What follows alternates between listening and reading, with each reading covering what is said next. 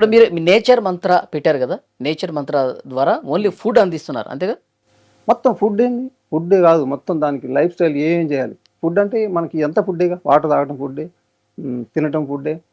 మనకి మోషన్ వెళ్ళేదాకా కూడా ఫుడ్ కింద యేసుకుంటాం మనం. హ్మ్. మనకేందంటే ఇప్పుడు నేచర్ దీనికి సంబంధించి 3 తీసుకున్నాం మనం. అంటే మనిషికి రోగాలు, జబ్బులు ఎక్కడి నుంచి వస్తున్నాయి?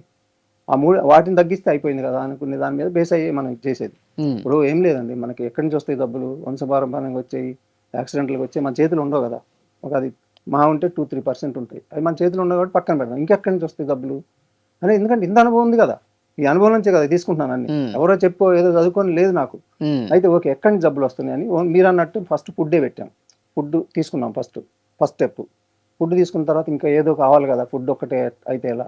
నేనే యోగా చేశా. యోగా నేర్చుకున్నా. ఇదంతా ఒకటే దీంతోనే వదిలిపెట్టలేదు నేను. హ్మ్. మళ్ళీ ఒక ఆయన దగ్గరికి పోయి యోగా నేర్చుకున్నా. హ్మ్. మళ్ళీ ఆ యోగాని దీనికి మిక్స్ చేసుకున్నా. మళ్ళీ 2 అయిపోయింది యోగా. ఇంకెక్కడ మిస్ అన్నిటికన్నా అసలు మెయిన్‌ది ఒకటుంది కదా! భయాలు, స్ట్రెస్‌లు, హ్మ్. ఇవి కదా అసలు మనిషి ప్రాణాలు తీసేది.